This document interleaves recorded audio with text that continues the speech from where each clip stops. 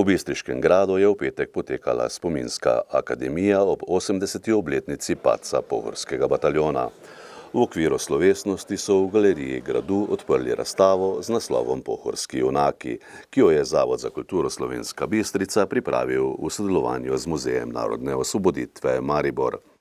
Razstavo je predstavila avtorica dr. Irena Mavrič-Žižek. Na slovesnosti je zbrane nagovorila dr. Asta Vrečko, ministrica za kulturo. V kulturnem programu je nastopil harmonikar Nino Jamnik.